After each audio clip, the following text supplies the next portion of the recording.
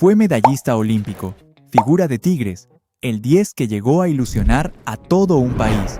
Lo comparaban con Cuauhtémoc Blanco. Decían que, por fin, México tenía a su nuevo líder. Pero de repente, todo se derrumbó. Una relación que lo desestabilizó. Problemas que lo llevaron a entrenar apartado del plantel, sin equipo que lo respalde, sin futuro claro. Y lo más doloroso, un entorno que cuando más lo necesitaba, le dio la espalda. Esta es la verdad detrás de la caída de Sebastián Córdoba, y lo que estás por ver te va a dejar impactado. Para entender la magnitud de su caída, primero hay que repasar cada punto clave que lo llevó de la cima al declive total de su carrera. Francisco Sebastián Córdoba Reyes nació el 12 de junio de 1997 en Aguascalientes, México. Su infancia fue tranquila, pero marcada por una obsesión: el balón. Desde muy chico quedó claro que lo suyo era el fútbol. Jugaba con pausa, con clase, con una claridad que no se enseña. Lo intentó primero en Pachuca, pero ahí no lo quisieron. Lo rechazaron, y esa fue su primera herida. Una que no lo quebró, pero que lo marcó. Tiempo después, fue el América quien apostó por él. Entró a las fuerzas básicas como uno más, sin apellidos pesados ni cartel.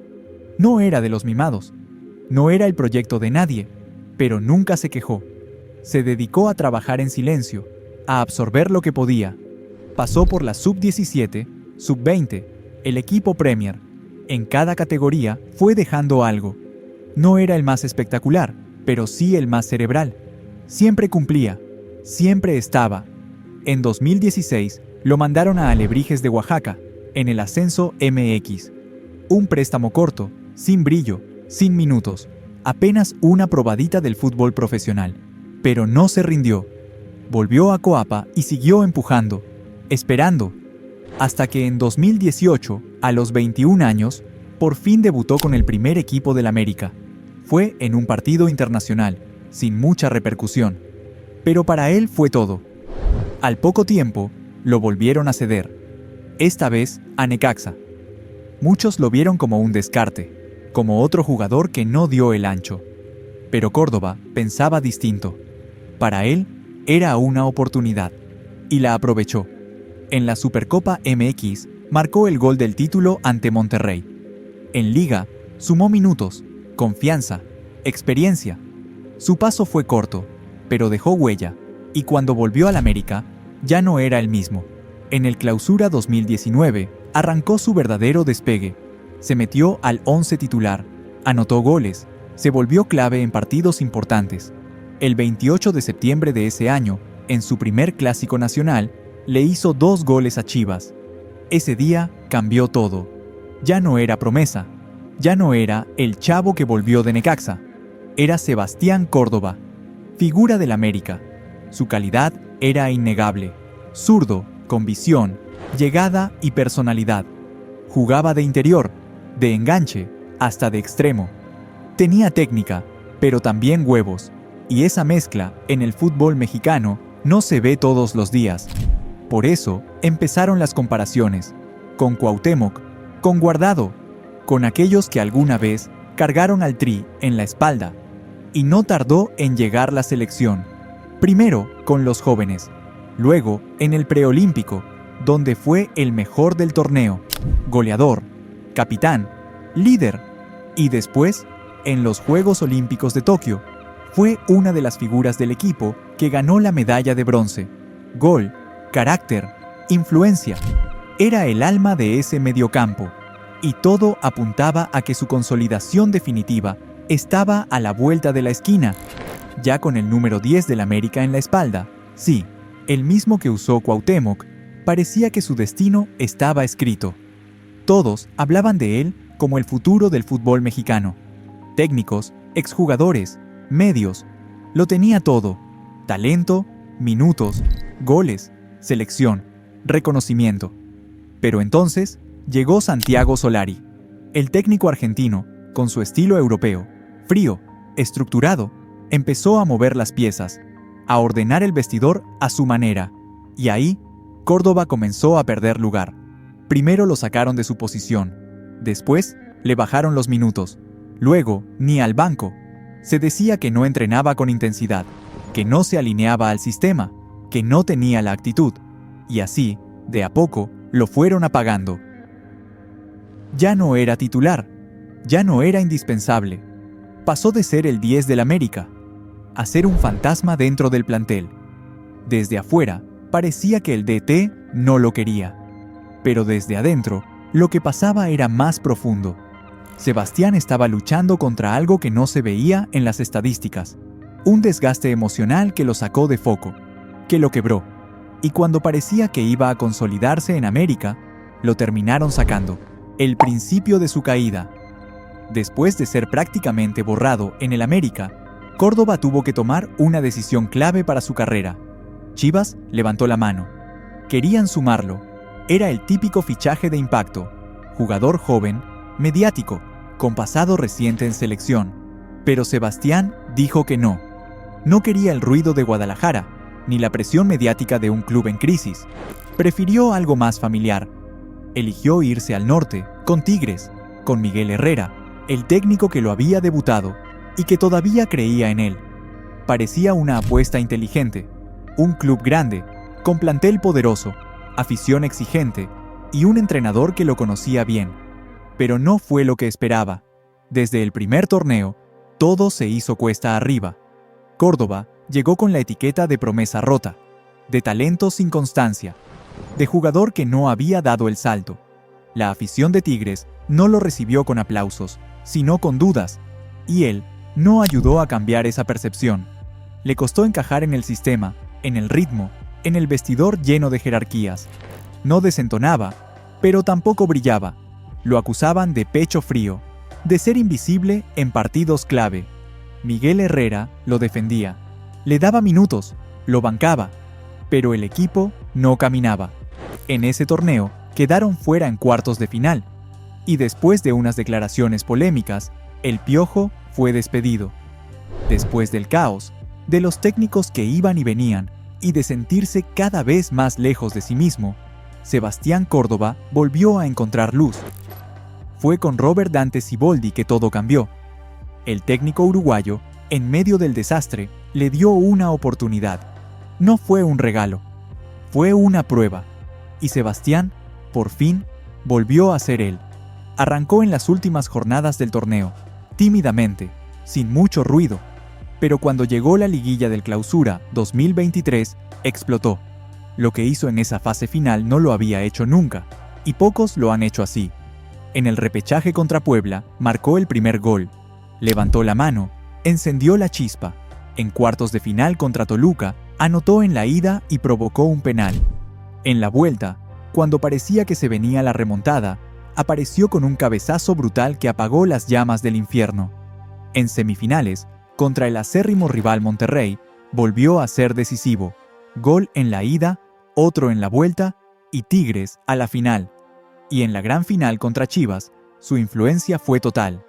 Provocó el penal que revivió a Tigres. Después, otro cabezazo suyo silenció a un estadio entero. No solo era el que metía goles, era el que aparecía en todos los momentos clave. El que sostenía el equipo desde lo invisible. El alma silenciosa del campeón.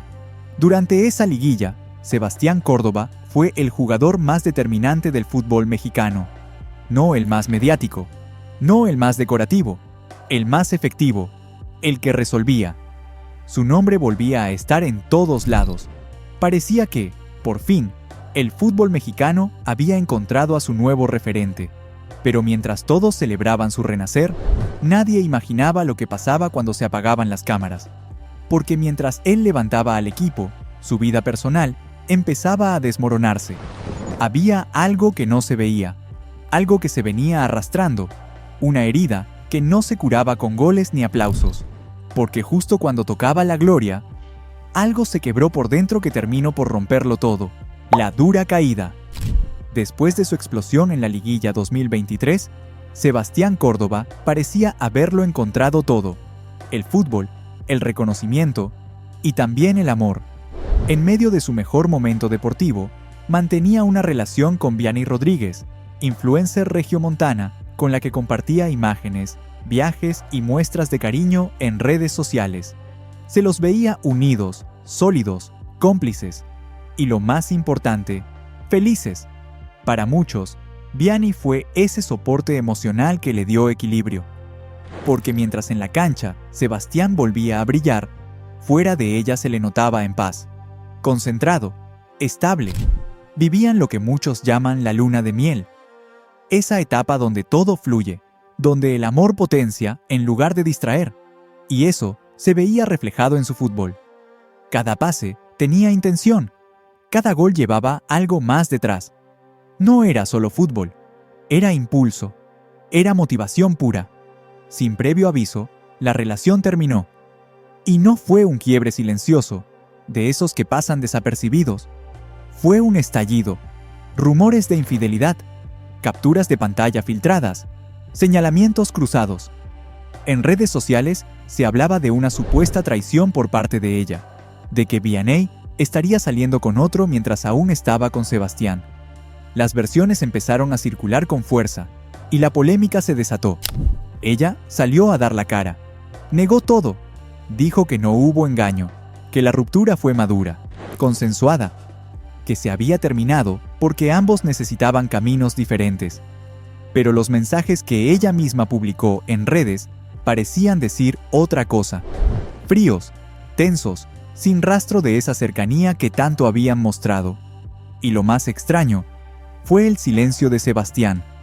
Desde ese momento, algo cambió en él, en su expresión, en su actitud, en su juego.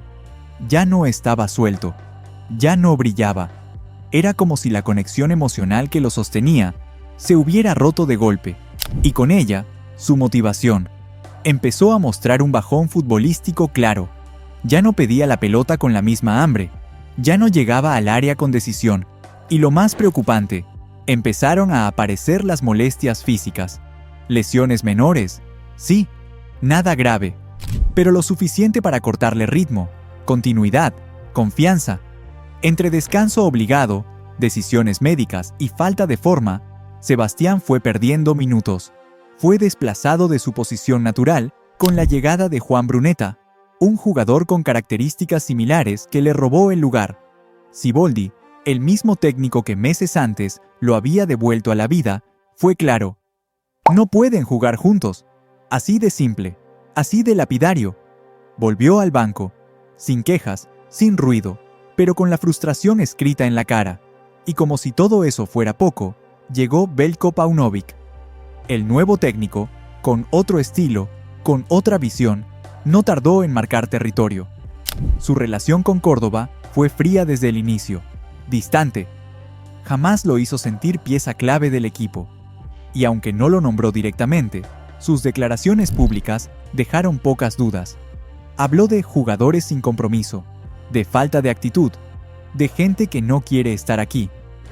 El mismo que había sido el héroe unos meses antes, ahora ni siquiera era considerado titular. Pasó de ser indispensable a ser invisible. Perdió confianza, ritmo, personalidad. Empezó a jugar con miedo, con dudas, como si ya no supiera cuál era su lugar dentro del campo o dentro del club. Y entonces llegó el golpe más fuerte. Lo borraron. De un día para otro, dejó de aparecer en las convocatorias. Ya no estaba en el banco. Ya no entrenaba con el grupo. Entrenaba solo, separado, sin parte médico, sin comunicado oficial. Nada. La versión que empezó a circular es brutal. Tema disciplinario. Que algo pasó. Que hubo una indisciplina interna. Pero nadie quiso decir qué. Ni el club, ni el jugador. Nadie habla. Nadie explica. Solo se sabe que hoy, Sebastián Córdoba entrena aparte del plantel profesional de Tigres. No por lesión, no por rotación, por decisión del cuerpo técnico y la directiva. Y su contrato termina en diciembre. No hay renovación en puerta. No hay señales de continuidad. Ni una declaración de apoyo. Nada. Se dice que lo van a dejar ir, que ya no entra en planes, que su destino podría ser Mazatlán o Juárez, equipos que pelean por no descender, que reciben a jugadores que ya no encuentran lugar en clubes grandes. De ser el 10 del América, medallista olímpico, figura en liguilla a entrenar solo, ignorado, desplazado. como si nunca hubiera existido. Todo lo que alguna vez fue, se fue desmoronando. Primero por dentro, en lo emocional, después en lo físico y finalmente en lo profesional. Hoy, Sebastián ya no es el jugador que ilusionaba a un país. Ya no es ese mediocampista distinto que hacía creer que algo nuevo venía. Se entrena en soledad. Su futuro es incierto. Y lo que una vez parecía una carrera destinada a la cima hoy es una incógnita sin respuestas. A veces, el fútbol no perdona. Y cuando te alejas de vos mismo, cuando lo de afuera pesa más que lo de adentro, ni la mejor zurda puede salvarte. Córdoba no está acabado. Todavía tiene edad, condiciones y algún club que apostará por él. Pero lo que perdió no está en la tabla de estadísticas. Perdió su lugar, perdió su fuego, perdió el respeto que solo se gana sosteniéndose arriba. Y ahora te pregunto a ti, ¿crees que Sebastián Córdoba puede volver a su nivel? Podemos decir que la vida de un futbolista de élite está llena de triunfos, pero también de caídas. Lo verdaderamente importante es ser perseverante y tener metas claras, tal como es el caso de la Chofis López, quien tuvo que superar innumerables obstáculos para llegar a la cima. Si te interesa conocer esa historia inspiradora, te la dejo por aquí. No te la puedes perder, en la cual repasamos tanto su carrera futbolística como su vida privada muy entretenida.